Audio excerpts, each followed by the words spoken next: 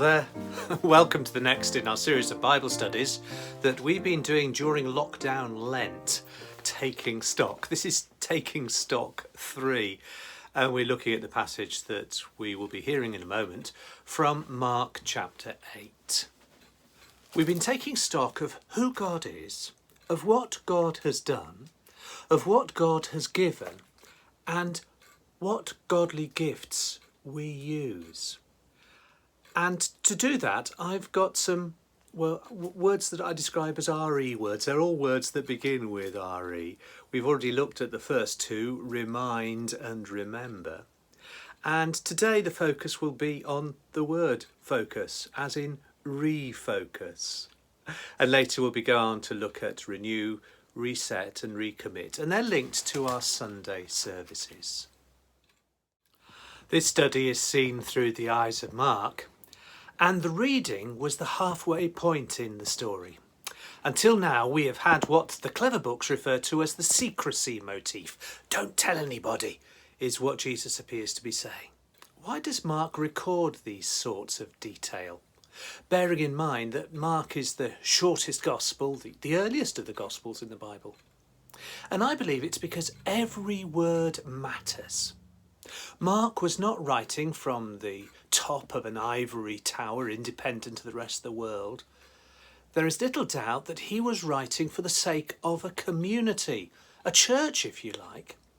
He was concerned that he needed to make a permanent written record before the living witnesses had all passed away. And he was probably including material which he may have felt had a particular relevance to his church. I'll come to that in a moment. But to finish this introduction, let us go back to the fact that at this point, by giving an account of the key events in Galilee of Jesus' life, he has been building up a picture which points to the true identity of Jesus. He often includes what the clever books call Jesus' concerns for secrecy. Don't tell anybody. But now, after the question posed by Jesus in the previous chapter, who do people say I am? And then he personalises it by asking the disciples, and what about you? Who do you say I am?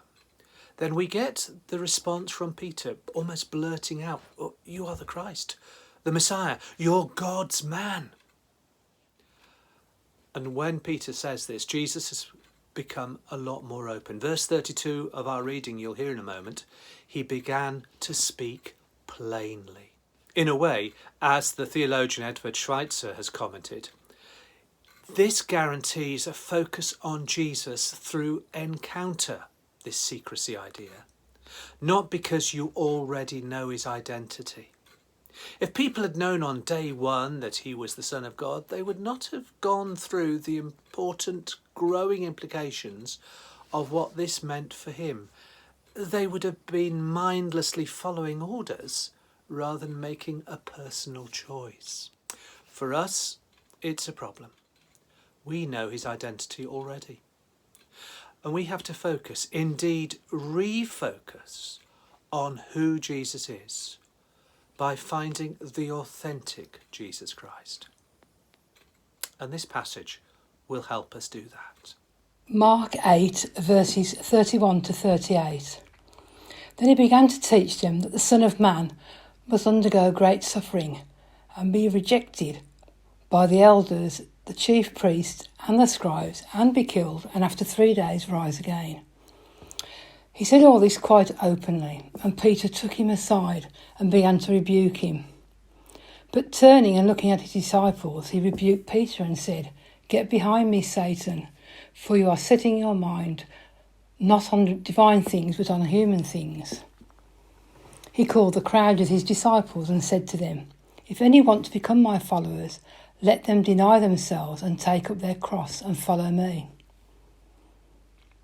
For those who want to save their life will lose it, and those who lose their life for my sake and for the sake of the gospel will save it. For what will it profit them to gain the whole world and forfeit their life? Indeed, what can they give in return for their life? Those who are ashamed of me and of my words in this adulterous and sinful generation, of them the Son of Man will also be ashamed when he comes in the glory of his Father with the holy angels. Thanks be to God for his word.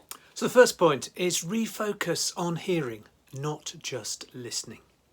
In this passage, there are key words. We've already mentioned Jesus speaking openly. The New International Version talks about plainly in verse 32. But to whom is he speaking? It's not just the disciples. It's not a little meeting behind closed doors. Verse 34, those in a crowd listening.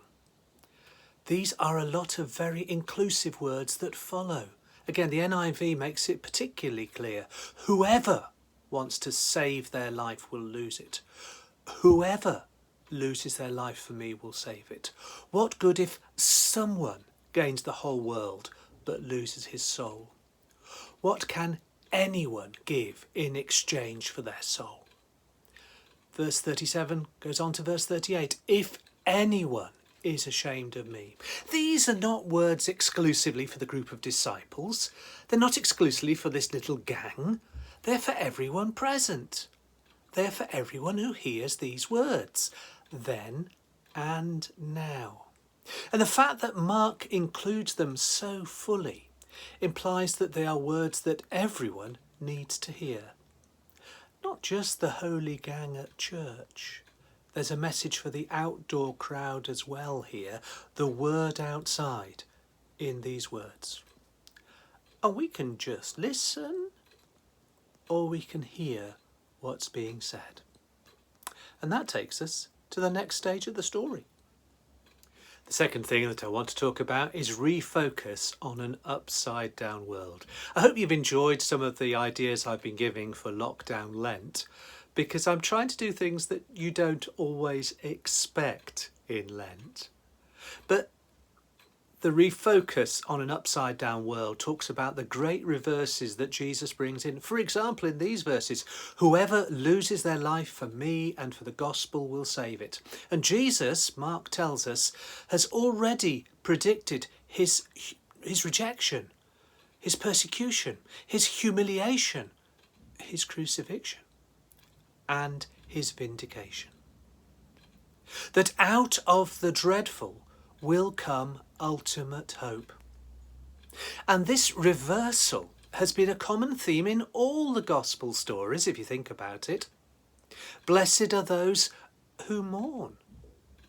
Blessed are those who are meek. And again, the first will be last and the last will be first. Or in that parable, do you remember? The despised villain, who? The Samaritan, will shame the apparently godly priest and Levite. There are some commentators who suggest that Mark may have added the "in 3 days will rise again" as a sort of commentary on all this. Was Jesus this clear?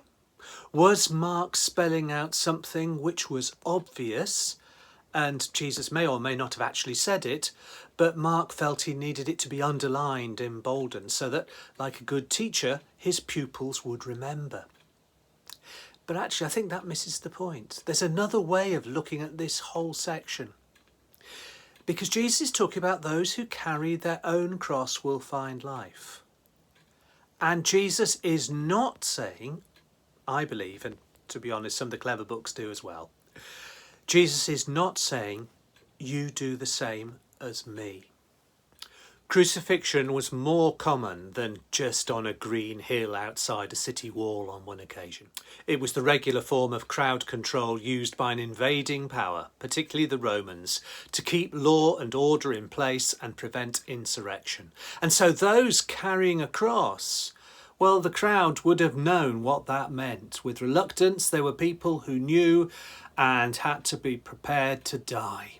It was a symbol of the end. But Jesus says, for those who follow me, then there will be a reverse, a vindication. And he gives a very practical reason for those who clung on to this life for what it gave them. If you ignore me, he said, you'll forfeit your soul. If you focus on loving your life, your trappings, your wealth, then you'll be a loser. In the saying that's still common today, no pockets in shrouds, you can't take it with you. Carrying your cross was not a reference to his own death, but a way of saying live your life prepared for what comes after this life. What about it? Another time for us to refocus as well? And that in turn brings me to the last thing that I want to say today about this passage. The passage had very early on in it some savage words addressed to Peter by Jesus, addressed to him in front of everybody. He said, "Get behind me, Satan." And then he goes on to explain why. You do not have in mind the concerns of God, but merely human concerns. I don't think I'd like to have somebody say to me, "Get behind me, Satan." We don't like religion when it gets too close. So let's be honest, we probably want to back off. I certainly want to back off, find excuses, justify my choices, claim a false spirituality, look for loopholes. Have you heard of the American comedian W.C. Fields? I'm sure many of you will have done. He was quite profligate in his lifestyle, but towards the end, his friend found him reading a Bible. And he said, a bit surprised that he was doing it, "Why are you reading your Bible?" And W.C. Fields is alleged to have said, "Looking for loopholes." I wonder how many we look for. Our study goes well beyond a warning directed at Peter, of course. If anyone is ashamed of me, Jesus says, in this adulterous and sinful generation. And whilst I, and maybe many of us, splutter our inadequate excuses, we hear these words during lockdown Lent. And I certainly believe and recognise the need to refocus. Of course, Jesus is using language, very big examples designed to jolt us into thinking. They are a challenge. But remember this, that they're set in the context of not losing life, but saving it. Refocus does not mean sackcloth and ashes and never drinking again, but it means a shift in direction. A refocus of our purpose as God's loved children. Whoever wants to be my disciple must deny themselves and take up their cross and follow me. Does not mean a life of denial, abstinence and misery, but a denial of ourselves as the centre of our own lives.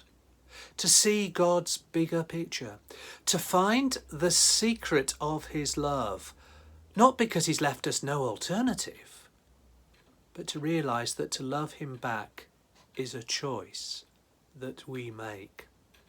That takes us straight back to the secrecy idea right at the start. That if God had just given us instructions, well, we'd have mindlessly obeyed them.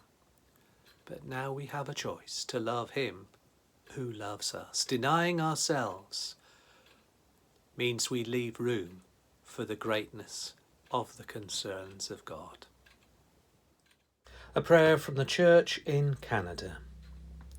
God of compassion, the way of the cross is as much a mystery to us as it was to the immediate followers of Jesus. But we have heard how your grace is exercised in the journey of suffering and rejection experienced by Jesus.